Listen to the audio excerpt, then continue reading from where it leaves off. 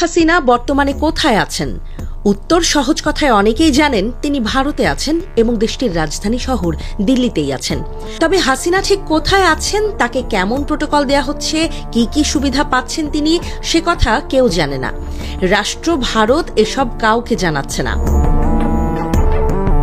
নরেন্দ্র মোদীর নেতৃত্বাধীন সরকার আসলে হাসিনা সম্পর্কে নির্দিষ্ট করে কিছু বলতে পারছে না, কারণ ভারত নিজেই নিশ্চিত হতে পারছে না তারা আসলে বাংলাদেশ থেকে পালানো হাসিনাকে কোন মর্যাদায় বা কিসের ভিত্তিতে আশ্রয় দেবে। আদৌ তাকে স্থায়ী আশ্রয় দেয়া হবে কিনা সে বিষয়েও নিশ্চিত নয় নয়াদিল্লি। ডোনাল্ড ট্রাম্প প্রশাসনের অভিবাসীদের বিরুদ্ধে কঠোর ব্যবস্থা এবং অবৈধ অভিবাসীদের নিজ দেশে ফেরত পাঠানোর সিদ্ধান্ত বাস্তবায়নের অংশ হিসেবে দফায় দফায় ভারতীয়দের দেশে পাঠাচ্ছে মার্কিন যুক্তরাষ্ট্র। তবে এর মধ্যে সবথেকে বেশি আলোচনা শুরু হয়েছে অবৈধ অভিবাসীদের হাতকড়া ও পায়ে শেকল পরিয়ে ফেরত পাঠানোর বিষয়টি। শনিবার দ্বিতীয় দফায় আরও 119 জন অবৈধ অভিবাসীকে ফেরত পাঠায় যুক্তরাষ্ট্র। 10 দিন আগে প্রথম দফায় 104 জন ভারতীয় অভিবাসীকে নিয়ে পাঞ্জাবের অমৃতসর বিমানবন্দরে মার্কিন সামরিক উড়োজাহাজ অবতরণ করেছিল। অমিত সম্ভাবনার মাঝে বাংলাদেশের অবস্থান। উত্তরে হিমালয়, দক্ষিণে বঙ্গোপসাগর, মাঝখানে মাত্র 40 মাইল চিকেন নেক বাংলাদেশের উন্নয়নের পথে বাঁধা হয়ে আছে। এই 40 মাইলের বাঁধা ঘুঁচে দিতে পারলে বাংলাদেশের উন্নয়ন কেউ বেঁধে রাখতে পারবে না, বলেছেন প্রধান উপদেষ্টা ডক্টর মোহাম্মদ ইউনূস। ওরা এক পায়ে খাড়া, নেপাল বারে বারে বলছে আমাদেরকে নিয়ে যাও, আমরা এক পায়ে খাড়া নেবার জন্য মাঝখানে ওইটুকু পথ অতিক্রম করার সুযোগ আমাদের করে দেওয়া হচ্ছে না। আশা করি তাদেরই কারণে, তাদের অর্থনৈতিক কারণে সেটা আমাদেরকে দেবে। খুনি হাসিনা ভয়ে লেজ গুটিয়ে দেশ ছেড়ে পালিয়েছে। সবচেয়ে গুরুত্বপূর্ণ বিষয়টা হচ্ছে এই খুনি হাসিনা থেকে আমাদের অসংখ্য কিছু শিক্ষা নেয়ার আছে। এই খুনি হাসিনা তার নিজেকে বাঁচানোর জন্য নিজে দেশ ছেড়ে পালিয়েছে, তার পরিবারের সদস্যদেরকে বাঁচানোর জন্য নিজে পালানোর আগে তাদেরকে সেফ এক্সিট দিয়েছে। কিন্তু এই খুনি হাসিনা এই বাংলাদেশে আওয়ামী লীগ, ছাত্রলীগ, যুবলীগ যে নামেই হোক না কেন, যাদেরকে নেতাকর্মী হিসেবে মাঠ পর্যায় থেকে শুরু করে বিভিন্ন পর্যায়ে ব্যবহার করেছে, তাদেরকে শুধুমাত্র টিস্যুর মতো ব্যবহার করেছে, আর বিপদে এভাবে রাস্তাঘাটে ফেলে পালিয়ে চলে গেছে। ভারতের 7 সিস্টারের দিকে হাত দিয়েছে এখন ডক্টর ইউনূস। ভারতের 7 সিস্টার এখন হারাতে যাচ্ছে। দর্শক শ্রোতা, এদিকে ডোনাল্ড ট্রাম্পের কাছ থেকে মাইনাস হয়ে যাচ্ছে খুনি হাসিনা এবং নরেন্দ্র মোদী। সুপ্রিয় দর্শক, ভারতের 50% জনগণ এখন চায় না খুনি হাসিনা ভারতে বসবাস করুক। তারা চায় সেই খুনি হাসিনাকে বাংলাদেশে পাঠিয়ে দেওয়ার জন্য। কেননা বাংলাদেশ আর ভারত যত দ্বন্দ্ব হয়েছে একমাত্র সেই খুনি হাসিনার জন্য। ভারতের ব্যবসায়ীরা এখন হাহাকার করছে একমাত্র খুনি হাসিনার জন্য। ভারতের সমস্ত হাসপাতালে বাংলাদেশের রোগী যাওয়া বন্ধ হয়ে গেছে একমাত্র খুনি হাসিনার জন্য।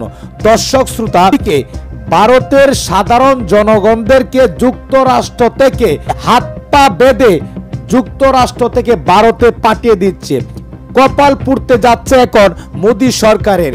যে আশা নিয়ে, যে ভরসা নিয়ে ডোনাল্ড ট্রাম্পের সাথে দেখা করতে গিয়েছিল, সেই আশার মাঝে পানি ঢেলে দিয়েছে ডোনাল্ড ট্রাম্প। দর্শক, রীতিমতো আজকের এই ভিডিওটি দেখলে আপনি অবাক হয়ে যাবেন। খুবই চাঞ্চল্যকর তথ্য রয়েছে আজকের এই ভিডিওতে। এদিকে নরেন্দ্র মোদী ও খুনি হাসিনাকে কঠিনভাবে ধুয়ে দিলেন শারজিৎ। সবকিছু মিলিয়ে আজকের এই ভিডিওটি খুবই গুরুত্বপূর্ণ।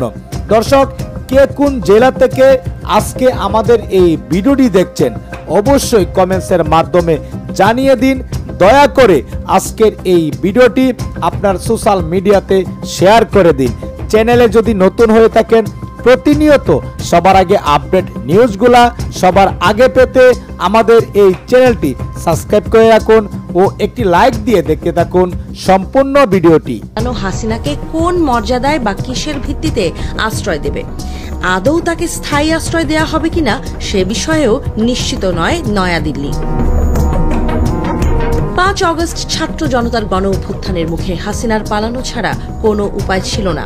সেই মুহূর্তে ভারতই ছিল তার একমাত্র ভরসা। নানা সূত্রে জানা যায়, ক্ষমতা হারানো হাসিনাকে নাকি তখন ভারত ছাড়া অন্য কোনো দেশ আশ্রয় দিতে চায়নি। আশ্রয় দেওয়ার 6 মাস পেরিয়ে গেলেও হাসিনা ইস্যুতে ভারত এখনো সন্দিহান। তবে হাসিনা নানা রকম বক্তব্য ও রাজনৈতিক কর্মকাণ্ডে জড়িয়ে ভারতকেও বিপদে ফেলছে। তার দেয়া বক্তৃতার কারণে জবাবদিহিতা করতে হচ্ছে মোদী সরকারকে। যদিও অনেকে বলছেন, হাসিনার এই লাইভে আসা ও উস্কানি দেওয়ার পেছনে ভারতই কলকাঠি নাড়ছে। এবার ভারতেও হাসিনা বিরোধী জনমত তুঙ্গে। শেখ হাসিনাকে আশ্রয় দেয়া নিয়ে ভারতীয়দের মনোভাব জানার চেষ্টা করেছে দেশটির সংবাদ মাধ্যম ইন্ডিয়া টুডে। এই নিয়ে সংবাদ মাধ্যমটি চলতি ফেব্রুয়ারিতে উত্তর পূর্বাঞ্চলীয় 8টি রাজ্যের নাগরিকদের মধ্যে একটি ব্যতিক্রমধর্মী মতামত জরিপ চালায়। জরিপের ফলাফল ভেরিফাইড ফেসবুক পেজে প্রকাশ করেছে India today NE। India today mode of the north east শীর্ষক জরিপে জানতে চাওয়া হয়, বাংলাদেশের সাবেক প্রধানমন্ত্রী শেখ হাসিনাকে ভারত সরকারের আশ্রয় দেয়া প্রসঙ্গে আপনার মতামত কি? জরিপে 3টি প্রধান অপশনে মতামত দিয়েছেন নাগরিকেরা। দেখা গেছে, তিনি ভারতের মিত্র, তাকে আশ্রয় দেয়া ঠিক আছে, এই মতের পক্ষে ভোট দিয়েছেন মাত্র 23% উত্তরদাতা, আর এর বিপক্ষে ভোট দিয়েছেন 37.6%। এছাড়া বিদ্যমান পরিস্থিতিতে বাংলাদেশের সঙ্গে ভারতের সম্পর্ক উন্নয়নের স্বার্থে তাকে ফেরত পাঠানো উচিত, এই মতের পক্ষে ভোট দিয়েছেন 55%, বিপক্ষে দিয়েছেন 21.1%। তাকে বাংলাদেশে ফেরত পাঠানো উচিত নয়, বরং অন্য দেশে চলে যেতে বলা যেতে পারে, এই মতের পক্ষে মত দিয়েছেন 16%, বিপক্ষে মত দিয়েছেন 29.1%। সব মিলিয়ে ভারতেও দিনে দিনে হাসিনা বিরোধী জনমত তৈরি হচ্ছে। ভারতীয়রাও হাসিনাকে রেখে বোঝা ও বৈরিতা বাড়াতে চাইছে না, বরং তাদের অনেকেই হাসিনাকে সরিয়ে বাংলাদেশের সাথে ভালো সম্পর্ক স্থাপনের পক্ষে মত দিচ্ছে। সবচেয়ে ধনী ব্যক্তি ইলন মাস্ক বাংলাদেশকে আস্থায় নিয়ে কথা বলেছেন ডক্টর মোহাম্মদ ইউনূসের সাথে। অন্যদিকে আমেরিকা সফরে গিয়ে মার্কিন রাষ্ট্রপতি ডোনাল্ড ট্রাম্পের মন গলাতে পারেননি ভারতের প্রধানমন্ত্রী নরেন্দ্র মোদী। মোদী সফরের দিনই ভারতের ওপর অতিরিক্ত ট্যাক্স আরোপ করেছেন। ট্রাম্প প্রশাসনের গুরুত্বপূর্ণ ব্যক্তি ইলন মাস্কের সাথেও আলাপেও বিনিয়োগের বরফ গলাতে পারেননি মোদী। আগেই বিকল্প পথ খোলা রেখেছিলেন ইলন মাস্ক। ফোন করে সামাজিক ব্যবসার পথিকৃৎ ডক্টর মোহাম্মদ ইউনূসকে। দক্ষিণ এশিয়ায় স্টারলিংকের ব্যবসা প্রসারিত হবে বাংলাদেশ থেকেই। শুধু নেপাল ভুটান নয়, 7 সিস্টার্স সহ ভারতের প্রতিটি অঞ্চলে যাবে বাংলাদেশের পণ্য। আমাদের অঞ্চল হলো উত্তরে হলো নেপাল, আমাদের অঞ্চল। নেপালের সৌভাগ্য, তারা হিমালয় পর্বতের পাদদেশে আছে। দুর্ভাগ্য হলো সমুদ্রের দেখা তাদের হয় না। তাদের সমুদ্র দেখতে হলে আমাদের মাঝখান দিয়ে দেখতে হবে, আমাদের মাধ্যমে দেখতে হবে। ভুটান একই কাণ্ড, তারও সমুদ্র দর্শন হয় নাই, তাকে সমুদ্রে আসতে হলে আমাদের পথ দিয়ে আসতে হবে, আমরা তাকে স্বাগত জানাই।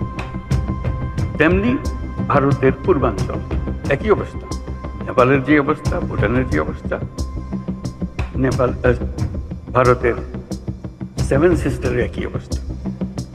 তার সমুদ্র দর্শন তার হয় না, হবে না। তার সঙ্গে আমরা যোগ দিই একসঙ্গে এই অর্থনৈতিক অঞ্চল। আমাদের যে সমুদ্র বন্দর, তাদের মাল আনা নেওয়া করবে, আমাদের মাল আনা নেওয়া করবে, তাদের কাছে যাবে, তাদের অর্থনীতি আমাদের অর্থনীতি একসঙ্গে জাগবে। একসময় মনে করা হতো দক্ষিণ এশিয়ায় আমেরিকার আসল বন্ধু ভারত, কিন্তু ডক্টর ইউনূস বাংলাদেশের সরকার প্রধানের দায়িত্ব নেওয়ার পর সে চিত্র বদলে গেছে। নিজের শপথ অনুষ্ঠানেও মোদীকে দাওয়াত দেননি ট্রাম্প। মোদী স্বয়ং আমেরিকা সফরে গিয়েও আগের মতো পাত্তা পাননি। ছাত্রলীগ, যুবলীগ, যে নামেই হোক না কেন, যাদেরকে নেতাকর্মী হিসেবে মাঠ পর্যায় থেকে শুরু করে বিভিন্ন পর্যায়ে ব্যবহার করেছে, তাদেরকে শুধুমাত্র টিস্যুর মতো ব্যবহার করেছে, আর বিপদে এভাবে রাস্তাঘাটে ফেলে পালিয়ে চলে গেছে। সবচেয়ে গুরুত্বপূর্ণ বিষয় হচ্ছে, এই নেতা কর্মীদের একটা শিক্ষা নেওয়ার বিষয় আছে। যারা আওয়ামী লীগের দোসর ছিল, তারা এখন বিভিন্ন সময় আবার দেশের বাইরে থেকে ওই খুনি হাসিনা এবং তার সুবিধাভোগী যে কিছু দালাল ছিল, তারা দেশের বাইরে থেকে তাদের উস্কানি দিচ্ছে।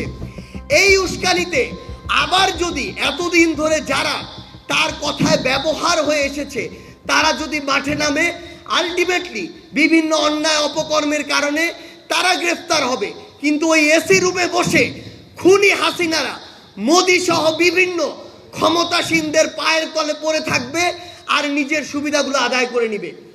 তাহলে আওয়ামী লীগ, ছাত্রলীগ, যুবলীগের এই মাঠ পর্যায়ে যারা নেতাকর্মী ছিলেন তাদের এখান থেকে শিক্ষা নেওয়া উচিত যে কোন নেতা বা নেত্রীর পিছনে আপনি ছুটবেন আর আগামীর বাংলাদেশে কাদের পিছনে আপনি দাঁড়াবেন। এখানে আরেকটি গুরুত্বপূর্ণ শিক্ষা নেওয়ার রয়েছে, ওই রাজনৈতিক দল বাদ দিয়ে অন্যান্য যারা এই বাংলাদেশে এখন রাজনীতি করছেন বিভিন্ন রাজনৈতিক প্ল্যাটফর্মের ব্যানারে, আপনাদের এখন চেনার সময় হয়েছে। এই বিগত 15-16 বছরে যখন আপনাদের কঠিন সময় ছিল, কোন নেতাকে আপনি পেয়েছেন আর কোন নেতা বিভিন্ন জায়গায় আত্মগোপনে থেকে কিংবা দেশের বাইরে থেকে বিভিন্ন সময় বিভিন্ন সুবিধা আদায় করেছে। বিগত সময়ে বিভিন্ন রাজনৈতিক দলের এমন অনেক নেতা ছিল যারা বিগত 16 বছর যাদেরকে আপনারা খুঁজে পান নাই, তারা এখন নতুন করে বিভিন্ন রূপে এই বাংলাদেশে এসেছে, তারা এখন আপনাদের মাথায় হাত বুলাচ্ছে। সবচেয়ে গুরুত্বপূর্ণ বিষয় হচ্ছে আপনার কঠিন সময়ে যাদেরকে আপনি পাশে পাননি, এখন সুবিধাজনক সময়ে তাদেরকে নেতা হিসেবে মেনে নেওয়ার মতো এই মানসিকতা দয়া করে দেখাবেন। দর্শক শ্রোতা ও আমার কলিজার ভাই ও বোনেরা, আপনারা সেই ভিডিওটি দেখতে পারলেন। সেই ভিডিওটি দেখার পর যদি আপনার মনে কোনো মন্তব্য থাকে অবশ্যই কমেন্টসের মাধ্যমে জানিয়ে দিন। দয়া করে আজকের এই ভিডিওটি আপনারা সোশ্যাল মিডিয়াতে শেয়ার করে দিন। সবাই ভালো থাকুন, সুস্থ থাকুন। দেখা হবে আবারও পরবর্তী নতুন একটি আপডেট নিউজ নিয়ে। আল্লাহ হাফেজ। বাংলাদেশ জিন্দাবাদ।